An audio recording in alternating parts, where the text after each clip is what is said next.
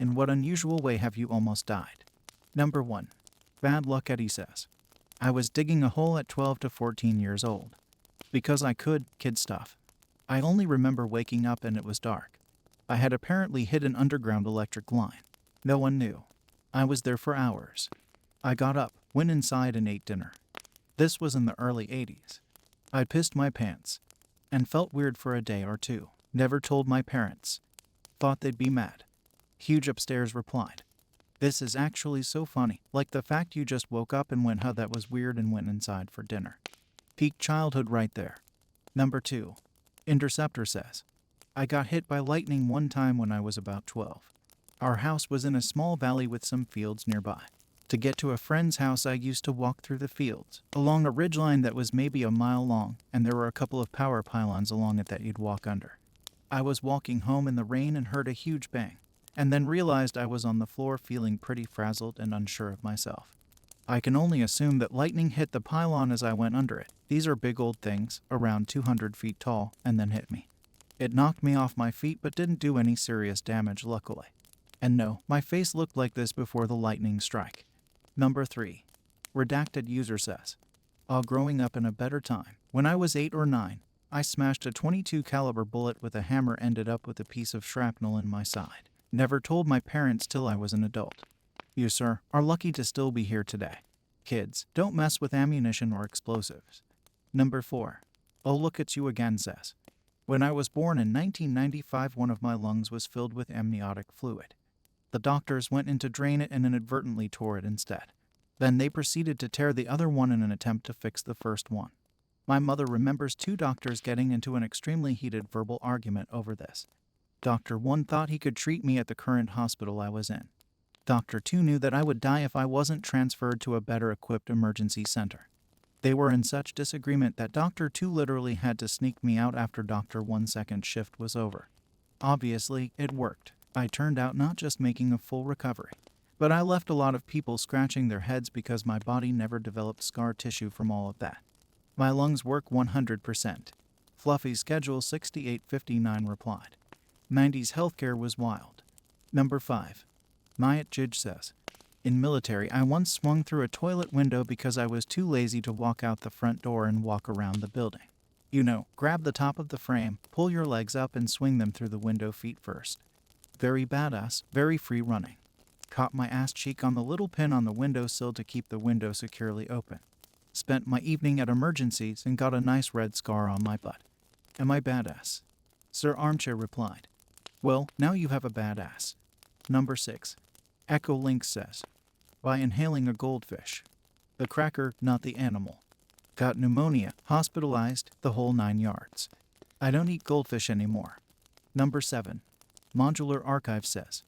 Got pushed off a dock by a bully and drowned in front of a lifeguard who was yelling at me to stop faking. I was 9 or 10 at the time and I couldn't swim.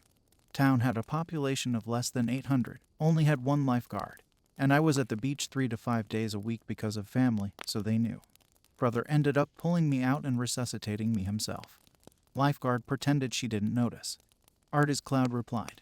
Something similar happened to me when I was around 10 minutes 12, where I was drowning in a pool while my mother and her friends were chatting beside the pool. The only reason I got out was because I grabbed onto one of those metal pool ladders after frantically trying to grab a hold of anything. Even after I got out and shouted at my mom because I felt incredibly betrayed, she denied seeing any of it and accused me of being dramatic.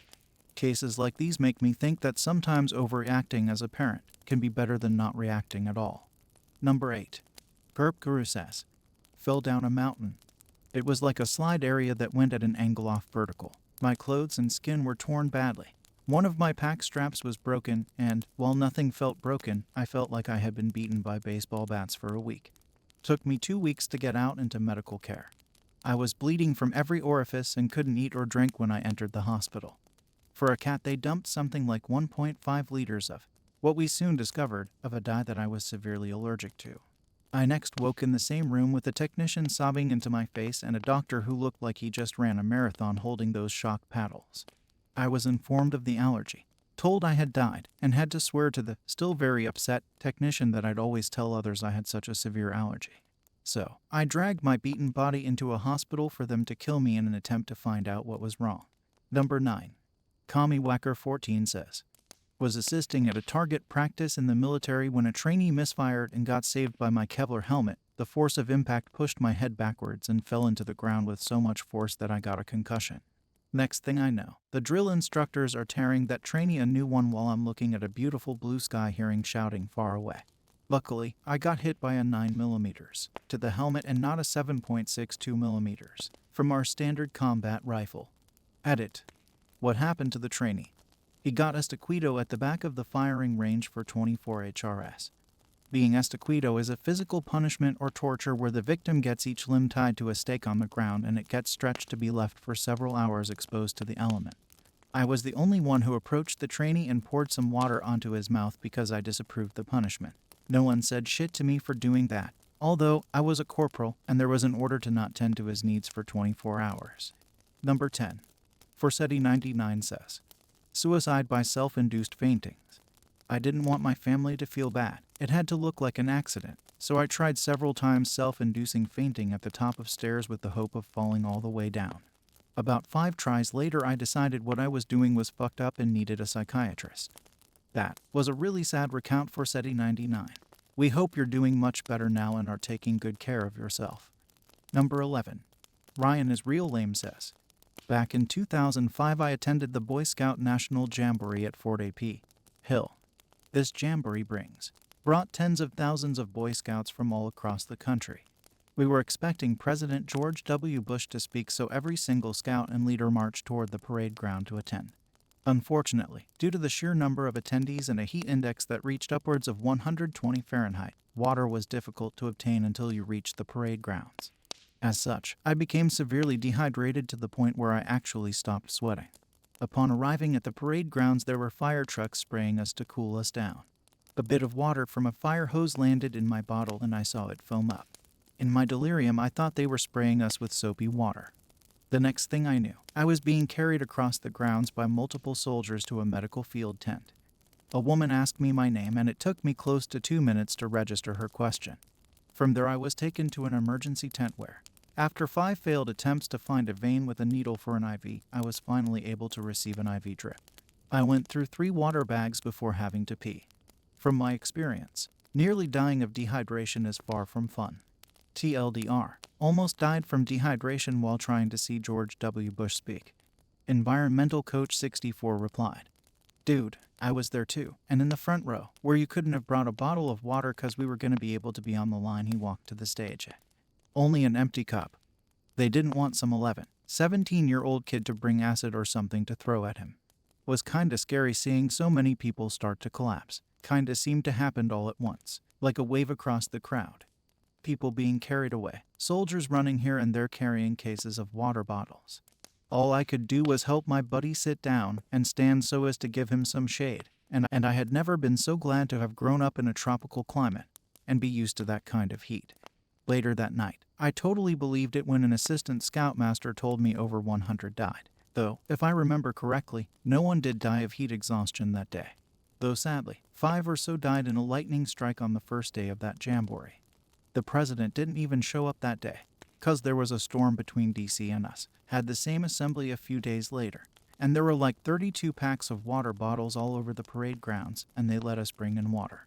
The wildest part of this event being the president not even showing up after all this commotion and risk everyone took to get there. Number 12. Deep Fieldhouse says, I fell 65 feet onto concrete. It is unusual because I did not die. I fell in an accident at an indoor rock climbing facility.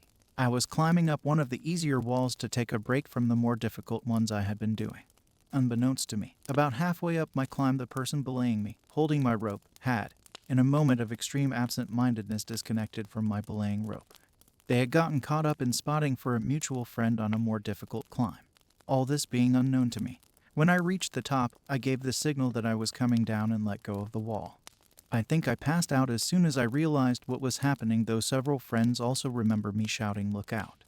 I woke up on the ground and was rushed to the hospital. I was stabilized and then sent to the big hospital in the region.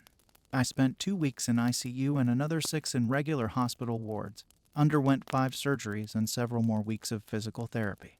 My injuries include shattered pelvis, shattered left elbow, 2 broken ribs, punctured left lung, lacerated spleen, and permanent nerve damage on my left side, chiefly resulting from my shattered pelvis. Extremely fortunately, I was not paralyzed, and after a long recovery, I am now able to lead a normal life with only a few permanent leftovers. Those are the nerve damage expressing itself as numbness on the back left leg, intermittent feelings of mild electric shocks in my left foot, hypersensitivity in the furthest left portion of my left foot, minor loss of range of motion in my left elbow, and an apparent limp when I walk. Sun and Shine replied, I can't believe the belayer disconnected you. That's incredibly irresponsible, and also a great argument for auto belays. D. Fieldhouse responded, it was definitely not one of his shining moments. That being said, I did forgive him. He was a friend and felt truly awful about it. He even went and raised money to help my parents with medical bills in the days before GoFundMe, and while he wasn't always in my room, he never left the hospital the whole time I was there. He's a good man. Sometimes good men make mistakes. Number 13. Kenyan Jesus 69 says, almost booked a ticket on MH17 with my mom and brother, before my dad shut it down and said he's fed up with flying with Malaysian Airlines. So we flew with Emirates instead. Wise decision. Holy shit. Number 14. King of the Pews says, when I was a baby, my older sister had me by the ankles at the top of the stairs, encouraging me to try and crawl down the stairs head first because she wanted to be an only child again. Daddy went for milk replied. Something similar happened, but I was the murderer. I was like 7 and my sister like 3 at the time. She was facing me and the stairs were behind her, so I told her repeatedly to move back. Eventually she fell but tanked it like a champ and only got some bruises in her back. Siblings are terrifying. This is making me think twice about ever leaving kids unattended. Ever. Number 15. Pancakes Quest 1 says, my stomach veins exploded. It was like something out of a movie, the blood pouring out of my mouth. Don't recommend. Still traumatized. Edit, I had a blood clot in my spleen. Number 16. EastDog 7971 says, when I was a kid, I accidentally almost choked myself by having my head sticking out of the car window and my hand accidentally hit the button where the window rolled up. I'm that one guy replied. My classmate's little brother died from this. Their family was one of the ones that campaigned to require cars to have sensors now to prevent that and for the buttons to have to be lifted, not pushed to roll up. Edit, every safety regulation is written in blood. Number 17. Funky Frog 420 says, I almost died at a Denny's when I was 8, choking on a mozzarella stick that no one could get out until a doctor came to help me. Not super unusual, but what a dumb way to have a brush with death. P2RCBTMN replied. Skill issue. Number 18. Bambad Jiko says, I woke up during the night choking on my own acid reflux. I could not breathe anymore and I felt like I was not gonna make it. Grilled Cakes replied, I go through cycles of this and have scarred lungs because of it. Apparently, having very close calls caused the vapor from my stomach acid to damage them. If my reflux is acting up at all, I now sleep sitting up in a chair. People with lupus tend to have high rates of GERD according to my rheumatologist, so it's just been another thing to keep an eye on since I was 17. Next year I'll have been living with it for 30 years, so I'm doing okay. I highly recommend the comfy chair as an option over choking, vomiting, gasping, and blacking out. It's freaking terrifying not being able to breathe or speak and just feeling that painful burning in your lungs when it's happening. Number 19. Intelligent Jelly 419 says, abscess tooth. Infection traveled up my face and started under my eye. Was going to my brain. Hospital for a week and needed surgery. During this hospital stay, not only was a possible brain infection trying to kill me, the doctors overdosed me on morphine and also gave me an antibiotic I was allergic to. Not once, but twice. My mom tore that place apart. Number 20. Party Veterinarian 60 says, I was at camp when I was a kid and there was like zipline-esque ride simply called the swing. You were harnessed in, slowly lifted up by or attached rope by your fellow campers, almost like tug of war, and when you were high enough you detached your carabiner and freely swung back and forth. The first time I ever did it, I was somehow strapped in the wrong way. The moment they started lifting me, I felt discomfort around my neck and I yelled out, "It hurts my neck," and the staff on site didn't think anything of it. Moments later, I felt like my head was going to pop off and I somehow wasn't alarmed when one of the counselors started screaming for the campers to stop pulling me up and to slowly let me down. As I descended, the pressure on my neck eased up and I was basically gasping for air. Long story short, I almost had my head popped off on the all-swing ride. Yet another instance of people not taking safety seriously and not reacting. Number 21. Vinasonitis says, a friend of mine got an electric shock while working on a roof. He fell with his chest onto his screwdriver and fell off the roof 2 to 3 stories high, breaking his jaw while still being shocked. He was home the next day fixing his roof. Crazy dude. Number 22. Speculative Sparrow says, I went skinny dipping in a lake at night with a group of people while extremely drunk. I suddenly got out of the water and immediately passed out.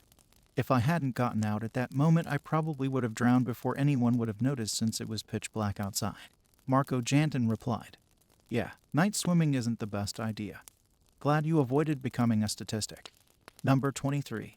Cap'n Howdy 7654 says, crossing a road in India before I realized that when drivers flash their lights and that it's not a polite way to signal that you can cross, I literally had to dive out of the way. Lesson learned. Don't test drivers in third world countries, sir. They have no fear of consequences, and likely won't even stop to check if you're okay after. Number 24. Urchai Silver says, I was in Barcelona and got on the metro. I briefly studied the map and abruptly realized I was on a train going the wrong direction. The doors were closing, but I basically jumped out, and for a moment, my backpack caught in the doors. Not sure how almost it was, but I thought I've read about that killing people before. Oh boy, it's never worth the risk to make these last-second maneuvers. Glad you survived what otherwise would have been a gruesome death.